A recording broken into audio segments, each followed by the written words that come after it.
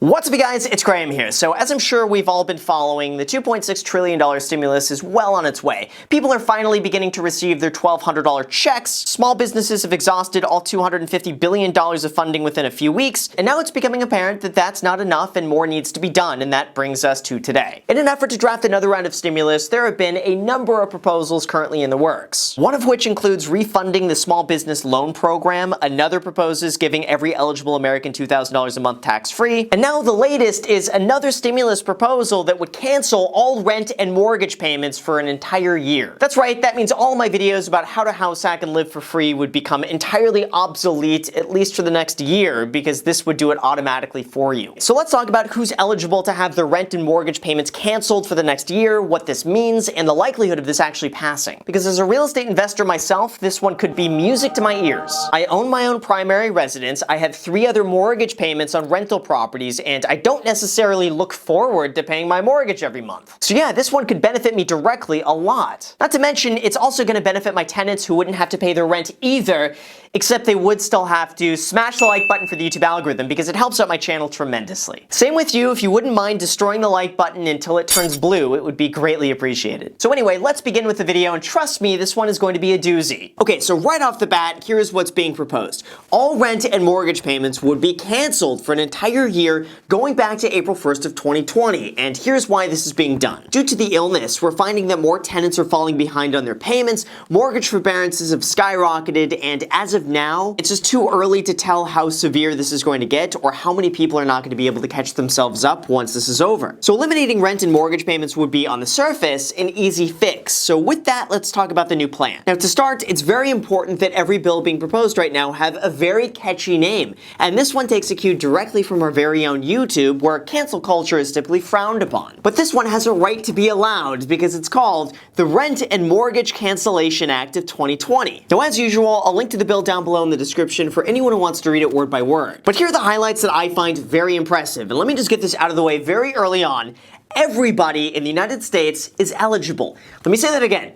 Everybody. Yes, even you watching this right now. It doesn't matter how much money you make, how expensive your rent or mortgage payment is. It doesn't matter if you're a multi-billionaire or you're making $10 an hour. This applies to you, so listen up. Let's begin with all of the rent payments out there. All rent payments are going to be canceled on your primary residence for 1 full year. No tenants will receive any fines for non-payment of rent. No tenants will have their unpaid rent treated as an owed debt. No tenants will be held liable for repayment of this rent. And lastly, any unpaid rent will not impact your credit score. The second, we're going to be moving on to your mortgage payments. Just like with rent, all mortgage payments would be canceled on your primary residence for an entire year. No homeowner is going to be liable for repayment of those mortgage payments. You're also not going to be foreclosed on for not paying your mortgage during that year. No fees or penalties will be incurred during this time, and not paying your mortgage will not affect your credit score. Now, at this point, you might be wondering to yourself, what happens to all of the landlords out there if they're not receiving the rent? And don't worry about that, there's a relief fund set up for them too. The Secretary of Housing and Urban Development shall set up a relief fund for landlords who could be reimbursed for lost rent to offset their cost. Now, to be eligible for this, the landlord must make sure that they follow these guidelines for the next 5 years. 1, they're going to be subject to a rent freeze, meaning they cannot raise the rent of the property for 5 years if they accept the funds. Number 2, the landlord cannot evict the tenant without just cause. You cannot just evict them because you don't like them as tenants, or you feel like it, or because they didn't smash the like button for the YouTube algorithm if they didn't do that already. Number 3, a landlord cannot discriminate against how the tenant makes their money or their source of income, and during a vacancy, you must make it available for government assistance programs. Number 4, you can only receive the amount of rent you were getting from before the illness and not afterwards. Now from there, the federal government would create an additional relief fund for lenders where they would be reimbursed for the lost mortgage payments during the year. And then from there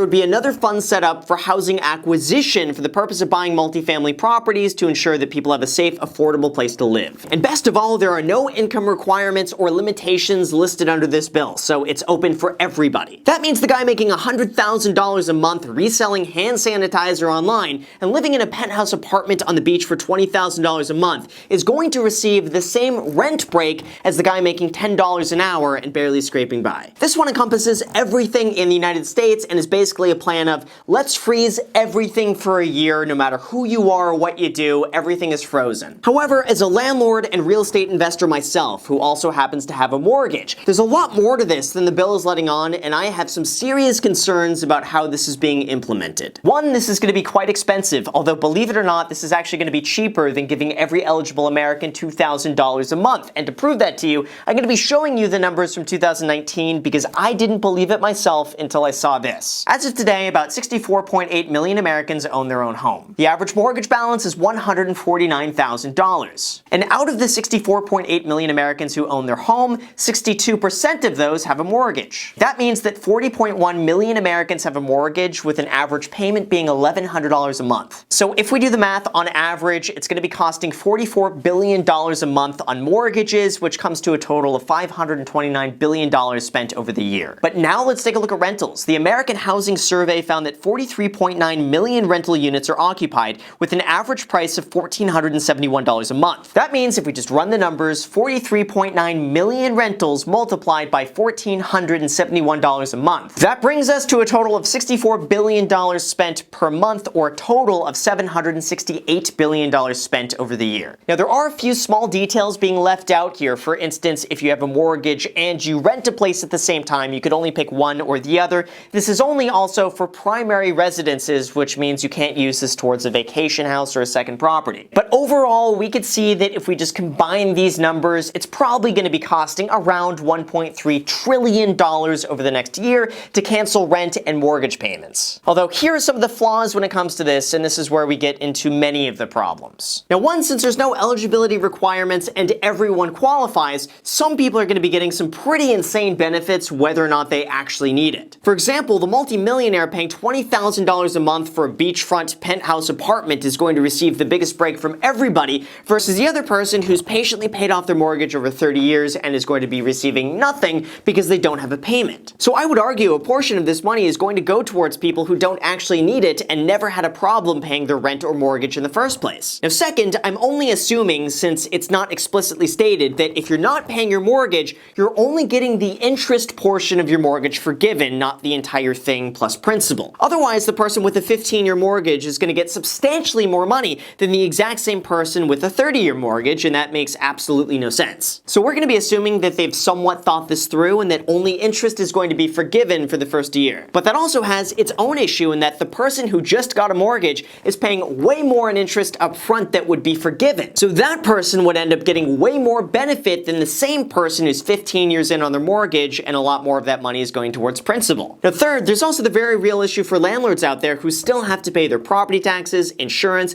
repairs, utilities, maintenance, and property managers during a time where otherwise they're receiving no rent. Now, even though there's a fund out there that covers the landlord's rent for the next year, by taking it, it forces them to enter into an agreement where they have a 5-year rent freeze on the property. So they're going to be unable to raise rents to cover their costs at a time where property taxes are going up, insurance is going up, the cost of labor is going up, and also the building is going to need more maintenance as it gets older. To me, it's just like you've cut off the landlord's income, even the mom and pop landlords who rely on that income to survive, and then you say, well, if you want your money, you're going to have to agree to a 5-year rent freeze on your property, whether you like it or not, and whether or not your tenants were actually affected in the first place. Not to mention, this especially hurts landlords who own their property outright in cash and don't have a mortgage, and then have their rent taken away from them, and then the only way to get that money back is to agree to a 5-year rent freeze, again, whether they like it or not. There are really just so many nuances that would have to be worked out for this to ever be implemented, and when it comes to this, here's what I think. Now, even though, yes, this is cheaper than giving every eligible American $2,000 a month, it's still insanely expensive and heavily skewed in terms of who it benefits. And trust me, I would love not to pay my mortgages for the next year and just stack a whole bunch of cash off to the side instead. But come on, I mean, in all reality, I don't need these benefits, and using it on me is just going to be a waste. It also doesn't take into account a portion of your mortgage payment going into home equity that cannot be forgiven. You can't just go and pay down people's mortgages for a year because the person with a shorter term loan would benefit way more than the person with a 30-year mortgage. Not to mention, a person who just did a massive cash out refinance 6 months ago would get a lot more money back in no payments than the person who didn't do that. Plus, anytime you own a home, you also have to pay for property taxes, insurance, maintenance, and repairs on top of your mortgage payment. Whereas if you're renting, all of those costs are baked into the amount that you're currently paying. There's also plenty of tenants out there who have in no way been affected by this illness in terms of their ability to pay rent or income. So by giving them a break and then either forcing the landlord landlord not to get rent or accept a 5-year mandatory rent freeze is not the ideal solution either. Ideally, we should focus on giving money to the people who really need it the most, who have been adversely affected. And giving a blanket amount of money to everybody, whether or not they've actually been affected, just seems to me like a waste of resources. Now, when it comes to all of this, just like the $2,000 a month proposal, it's all just an idea. And even though I'm not accusing anyone of doing this, it is easy to come up with a very ambitious proposal,